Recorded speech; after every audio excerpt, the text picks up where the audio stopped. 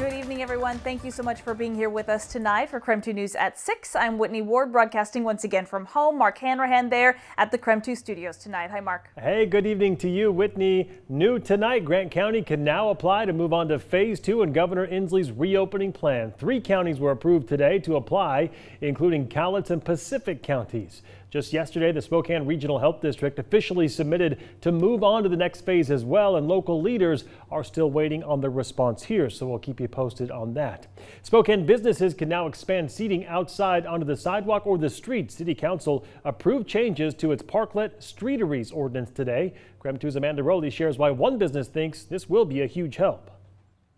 Spokane County anxiously awaits approval to reopen. And in preparation, Spokane City Council made some changes to its parklet and streetery program that would support businesses struggling during the COVID-19 response. I'm excited to support something like this.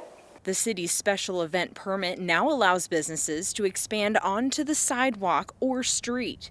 Applications can be submitted through the city's website, and submission fees have been waived and will continue through September 31st unless the date is extended. Under Phase 2 guidelines, businesses can only seat at 50% capacity. But now that they can expand outside, Spokane Regional Health District says those businesses will be able to serve more people, just as long as those tables outside are 6 feet apart. Italian Kitchen is one local business that would like to apply for this special event permit and expand out onto the sidewalk. Or, depending on coordination with neighboring restaurants like The Onion, expand out into the street. So if we're able to expand that business outside, we can make up for some of those losses that we're clearly going to have in Phase 2. City Council is also asking the State Liquor and Cannabis Board to temporarily allow bars and restaurants to sell alcohol outside on property that may not be connected to their own. The letter to the board says this request is meant to help struggling bars and restaurants comply with Governor Inslee's social distancing requirements while maximizing their service capacity. Owner of Italian Kitchen, Bryce Kerr, agrees this would be a huge help. Whether it's a bottle of wine or a glass of beer, it certainly benefits us, and we'd want to do that, but we want to do it responsibly as well. Until this request is approved, though, alcohol can only be served within the licensed premises. Amanda Rowley, KREM 2 News.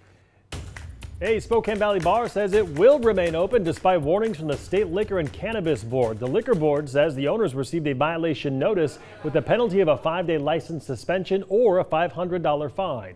If the bar reopens in defiance of the governor's order, the board could take additional action, including the possibility of an emergency closure. In the meantime, the Black Diamond posted a letter on its Facebook page saying, quote, "We chose to accept this ticket in order to let our amazing customers enjoy their right to go out and socialize with friends and family," unquote.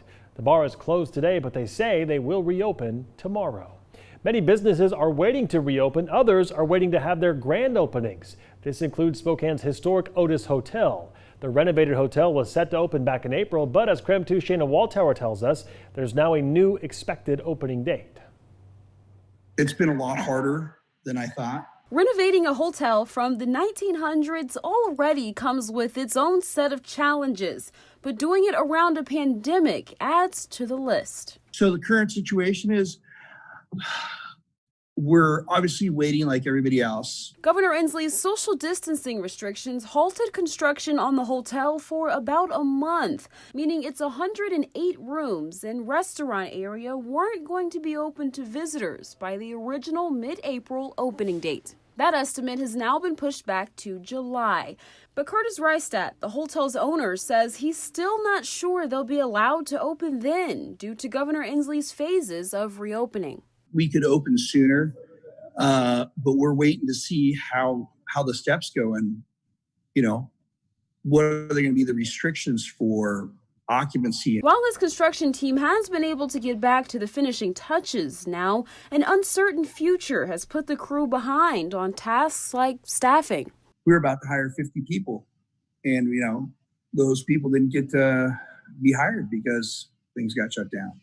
He says they're still planning to hire, but with restaurants not able to operate at full capacity, the positions may not all come in at once. It's almost impossible. I mean, that's not enough business to pay for the lights, when you're that low. But Reistadt believes that it won't be like this for long. He's trusting that cabin fever will have people ready to start traveling again as soon as restrictions are lifted. I think people want to get out. I think human beings, we're social animals. And he says the hotel, renovated to keep Spokane's history inside, will be ready to welcome these travelers. I want people to see how we've reflected the past of Spokane from when it was the Willard in 1911 to then when it was the Atlantic in 1921. In Spokane, Shayna Walltower, KREM 2 News. The coronavirus testing site at the Spokane County Fair and Expo Center will be closed tomorrow through Monday. Keep that in mind. It's in recognition of Memorial Day. The testing site, though, will reopen next Tuesday at 10 a.m. And moving forward, they will be open Monday through Thursday from now on, 10 a.m. until 4 p.m. That lasts until the last day that it will be open, which is June 18th. By the time kids end up going back to school in the fall, it will have been almost 6 months since they've been in a classroom. And online learning is certainly providing some structure, but we know it is not working for everyone, especially kids who might have learning disabilities like autism. We have received many messages and phone calls here into our KREM 2 newsroom about parents who are worried their kids with special needs are slipping through the cracks. Parents like Kevin Humphrey, for example, he says his 8-year-old son in the Central Valley School District is missing out on critical services right now, like occupational therapy, speech therapy, and physical therapy. And he wants to know how districts and the state are going to help those kids make up that lost ground. My biggest concerns are the regression on the progress that he's made over the past year, the regression that he's had being out of the routine and missing all this time with the school. He also has therapy in school with the school district. So that's additional therapy that he's missing out on. What do you see as the limitations for online therapy sessions like that one? The one-on-one structure is going to be a lot shorter, more limited, and it's a trial and error. And I think a lot of this, we're going to be able to progress further down the road, but more time is going to be needed. But the hands-on structure is going to be very limited. And with my son, Nathaniel, he needs that one-on-one hand structure. Where do you expect that he will be come fall when he's supposed to be moving on to another grade? Do you think he'll be ready? I'm focusing on having him ready as much as possible. I understand there could be some regression, but right now it's kind of a wait and see. What is your biggest fear? Is it that he won't be ready for 3rd grade? He won't be ready, and the progress that he's made, it's like, is he going to have to repeat that progress? How fast can we regain that progress that he's made in a short amount of time so he can continue on to 3rd grade? Or are we going to have to hold back another year? How tough has this been for the last 2 months for you and your family? It's been pretty difficult. I know he's been getting a lot of frustration sitting at the table doing the online communication, and his frustration builds up a little bit at a time. Then by the time we're done with all the conferences or with all the appointments, he's very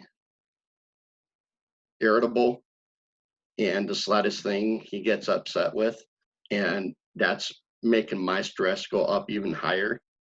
And it's not making it easier. It's like compounding more and more stress on top of stress. And I've gone from a parent to a teacher now to a therapist, all within a month and a half, 2 months. It's an incredibly emotional time for parents and kids right now, and districts across the board recognize that this is not an easy time. They recognize there is going to be lost learning, that kids are going to regress. I did reach out to the Central Valley School District to find out how they are handling that lost learning in the fall, and they too know it is going to be an issue. School leaders told me that teams are constantly reviewing the progress of each student toward their specific goals and milestones. They'll work with each student as well as their parents and guardians to support their growth, and then in the fall, they will be reviewing each student's placement before schools reopen just to figure out what services they may need in order to fully move forward. I also did reach out to OSPI to find out what kind of guidance they are giving districts during this time, since they know so many districts have children who have special needs. So I'll have that coming up tomorrow, as well as more from Spokane Public Schools. As the biggest district here in our area, we wanted to understand too how they are handling and meeting these challenges when it comes to trying to continue educating kids with special needs. Mark? Looking forward to that one. You certainly feel for a lot of the parents and the kids out there. Well, yesterday we hit a daily rain record for our area. Thomas, at one point in my house last night, it was like a deluge. I like that word, deluge. Deluge, yes, that is a great word. I'm surprised it wasn't an all-day deluge, Right. because it seemed like it rained basically from sun up to sundown and then some. 1.4 inches of rain is what we officially got in Spokane yesterday, with some areas nearby close to 2 inches of rain. Today, wow, it looks a lot better. Look at how green Riverfront Park is. Just a few clouds overhead, nice sunny skies. What a great day to dry out. But here's the thing, don't get too cozy with the sunny weather. It is a little bit on the cool side, just 58 right now, and a bit on the breezy side as well. But look where the rain showers have been hanging out today, mostly in northeastern Washington. From like Newport to Kettle Falls, Colville, Chewelah, even Republic seeing some rain. And actually Grand Coulee saw a little thunderstorm nearby. It's not moving anywhere. So if you're getting rain today, it looks like it's just your day for rain overall. Bit on the windy side, as I mentioned, those wind speeds at 25 miles per hour right now, and wind gusts closer to 35, 37 throughout the day today. We'll get a small break tonight from the winds, but I'll tell you what, we'll get a break from the rain this weekend, which of course is the holiday weekend. Temperature is finally back in the 70s. That's right, we go from the 50s to the 70s pretty quickly, but one more day of rain. I'm timing out when you'll most likely see that rainfall for tomorrow in your full forecast. Looking forward to that, Thomas. Thank you very much. Local leaders are optimistic the state will allow Spokane County to move on to phase 2 of reopening by this weekend. Of course, that is welcome news for a lot of people, including business owners. But we do want to acknowledge that for many people, especially those considered to be at risk, concerns do remain. The best thing is to stay home if you're like I am, have pre-existing conditions with a senior, but that's a decision I'm going to make. And I hope other seniors, just because it's open, doesn't mean it's safe. The only way it's going to be safe is if the vaccine is out and we have cures. We don't have either one of those right now. And for me, it's a death sentence. So that's a voicemail I received this morning. So I want to know, how do you feel about the state and the county starting to reopen? Do you think it's happening too quickly or too slowly, or maybe you think it's just the right time? So call me and leave me a voicemail. We were going to have that number on your screen. We don't have it now, but maybe we can get it to you later in the broadcast. I may use what you say on the air. Okay, still ahead, we love giving the class of 2020 a shout out here on KREM 2. So before we go to the break, want to turn the spotlight onto this senior this evening. A big shout out to Shania Guy. She's a senior at New Vision High School. We wish you nothing but the best post-graduation, and keep those submissions coming our way. Graduation right around the corner. Just text 2020 to 509-448-2000 and we'll send you a link. We'll be right back.